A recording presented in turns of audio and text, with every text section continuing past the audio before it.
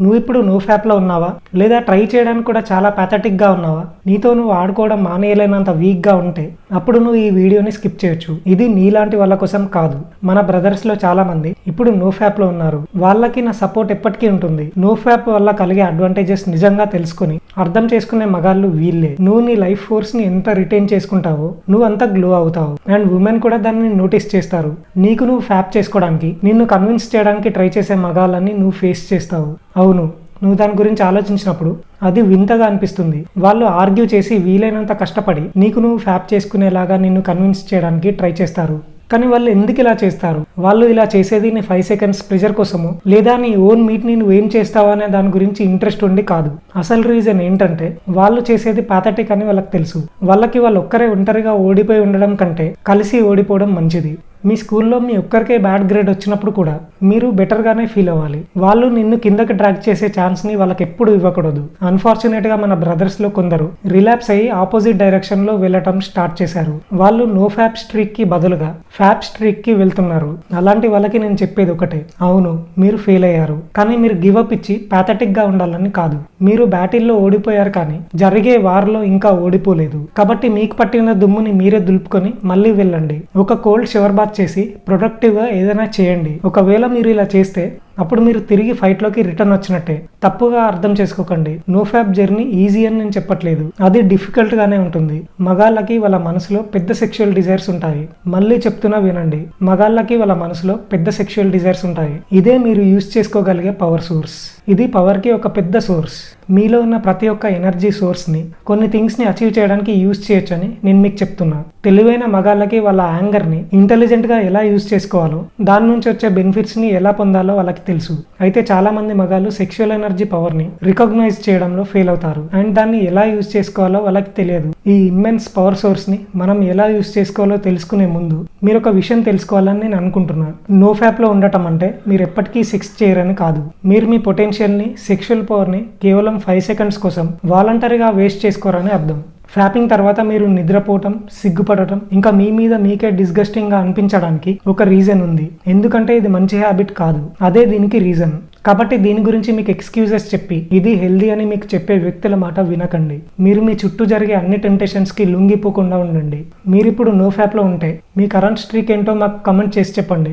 ఇప్పుడు మీలో ఉన్న ఇన్క్రెడిబుల్ పవర్ ఫోర్స్ని ఎలా యూజ్ చేసుకోవాలనే దాని గురించి డిస్కస్ చేద్దాం. మగాళ్ళ మధ్య ఎప్పటికీ కాంపిటీషన్ ఉంటుంది. ఈ రైవల్రీ అనేది కంప్లీట్గా రియల్. ఫ్యాపింగ్ చేసుకోవడం వల్ల మీరు మీ ఎనర్జీ ప్రివిలేజెస్ని లూజ్ అవుతారు. ఒకసారి దీని గురించి ఆలోచించండి. మీరు నో ఫ్యాప్ని నమ్మరని అనుకుందాం. ఇదంతా ఒక నాన్ సెన్స్ అని ప్రిటెండ్ చేద్దాం. ఒకవేళ మీరు ఈక్వల్గా ఒకరితో ఒకరు కంపీట్ అవుతున్న 2 మగాళ్ళని తీసుకుంటే ఫ్యాప్ చేసే వ్యక్తి నో ఫ్యాప్లో సస్టైన్ అవుతున్న వ్యక్తి కంటే అవుట్ పర్ఫామ్గా ఉంటాడు. కానీ ఎందుకు?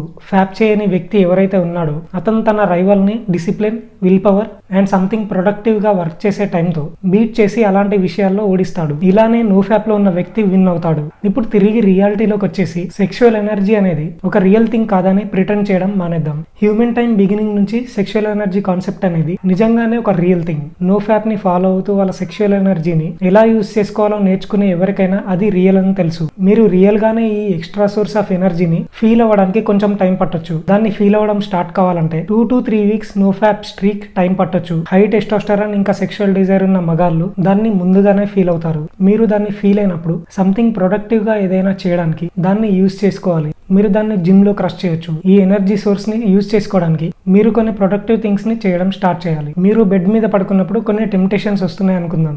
అప్పుడు బెడ్ మీద నుంచి లేచి కొన్ని పుషప్స్ చేయడం స్టార్ట్ చేయాలి. మిమ్మల్ని ఫ్యాప్ చేసుకోమని చెప్పిన ఆ ఎనర్జీ సోర్స్ అనేది డైరెక్ట్ గా మీ వర్కౌట్ లోకి క్యారీ అవుతుందనే విషయం మీరు నోటీస్ చేస్తారు. మీరు దాన్ని ఫినిష్ చేసిన తర్వాత బెడ్ మీదకి వెళ్ళి మళ్ళీ ఏం చేయకుండా ఉండి టెంప్టేషన్స్ ని ఫీల్ అవ్వకుండా మీరు ఆ మూమెంటం ని అలాగే కంటిన్యూ చేయాలి. మీకున్న కొన్ని గోల్స్ ని రాసుకోండి. మీరు సక్సెస్ అవ్వాలనుకుంటే కాన్స్టెంట్ గా మీకు మీరు డిస్ట్రాక్ట్ అవ్వకుండా ఒక ప్లాన్ ని క్రియేట్ చేసుకుని ఎగ్జిక్యూట్ చేయాలి. ఈవెన్చువల్ గా ఆ సెక్షువల్ ఎనర్జీ అనేది ఇప్పటి నుండి ఇంటర్నల్ గా ఉండదు. ఆ సెక్షువల్ ఎనర్జీ అనేది మిమ్మల్ని ఒక పవర్ఫుల్ ఔరా లాగా సరౌండ్ చేసే పాయింట్ కి రీచ్ అవుతారు. మీరు మాట్లాడే విధానంలో సబ్టిల్ చేంజెస్ ఉంటాయి. మీరు ఎవరికైనా షేక్ హ్యాండ్ ఇచ్చినప్పుడు వాళ్ళకి ఐ కాంటాక్ట్ కూడా ఇస్తారు. దీన్ని కంటిన్యూ చేయాలంటే ప్రొడక్టివ్ గా ఉండడం చాలా క్రూషియల్. మీరు ప్రొడక్టివ్ గా ఉండటం మానేస్తే మీరు మీ మూమెంటం ని చంపుకున్నట్టే. అండ్ బెనిఫిట్స్ కూడా కోల్పోయినట్టే. మీ మూమెంటం ని చంపడానికి ప్రతి చోట ట్రాప్స్ ఉన్నాయి. అందుకే మీరు అటెన్షన్ పే చేయాలి. మీ ఫోన్ ని మీ బెడ్ లోకి తీసుకెళ్లడానికి ఒక కంఫర్ట్ తప్ప వేరే ఏ రీజన్ లేదని మీరు నోట్ చేసుకోవాలి. మెయిన్ గా నో ఫ్యాప్ లో మీరు కంఫర్ట్ ని ఎక్కువగా అవాయిడ్ చేయాలి. బోర్డమ్ ఇంకా కంఫర్ట్ మూమెంట్స్ లోనే మీలో నుంచి వచ్చే వీక్ వాయిస్ మిమ్మల్ని మీరు చేసే స్ట్రీక్ ని బ్రేక్ చేసుకోమని చెప్తుంది. జాగ్రత్తగా వినండి. మనందరిలో good wolf and bad wolf రెండు ఉన్నాయి. గుడ్ వుల్ఫ్ మీ ట్రూ పొటెన్షియల్ ని చేస్ చేస్తుంది. బ్యాడ్ వుల్ఫ్ మిమ్మల్ని బ్యాడ్ హ్యాబిట్స్ కి ఇంకా కంఫర్ట్ కి అడిక్ట్ అయ్యేలా చేస్తుంది.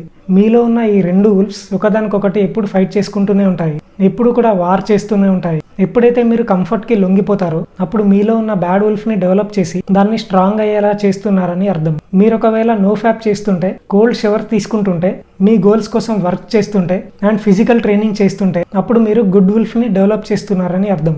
వార్లో మీకు కావాల్సిన వుల్ఫ్ ని చూస్ చేసుకొని దాన్ని డెవలప్ చేసుకొని సపోర్ట్ చేసే ఎబిలిటీ మీకు ఉంది. నెక్స్ట్ టైం మీరు మీ డిజైర్స్ కి లొంగిపోవచ్చని, మీరు మళ్ళీ ఒక న్యూ స్ట్రీక్ ని స్టార్ట్ చేయొచ్చు అని చెప్పే వాయిస్ ని విన్నప్పుడు అన్నిటిని డిస్ట్రాయ్ చేయాలనుకునే వుల్ఫ్ ఇదేనని తెలుసుకోండి. నేను ఇంతకు ముందే చెప్పాను అండ్ మళ్ళీ చెప్తున్నాను. ఒకవేళ మీరు రిలాప్స్ అవుతే మాత్రం అప్పుడు మీలో ఉన్న బ్యాడ్ వుల్ఫ్ ని మాత్రం డెవలప్ చేసుకోకండి. మీరు ఒక బ్యాటిల్లో ఓడిపోయారు కానీ వార్లో మీరు ఇప్పటికీ కూడా గెలవగలరు. ప్రతి ఒక్క మగాడు ఒక ఇన్క్రెడిబుల్ పొటెన్షియల్తో పుడతాడు, కానీ దాన్ని మీలో నుంచి డిగ్ చేయడానికి చాలా కష్టపడాలి. ఫ్యాపింగ్ ఆపడం అనేది మీ పవర్ఫుల్ యాన్సెస్టర్స్ అడుగుజాడల్లో నడవడానికి ఫస్ట్ స్టెప్ మాత్రమే. వాళ్ళని డిసప్పాయింట్ చేయడం అనేది ఒక అన్గ్రేట్ఫుల్ థింగ్.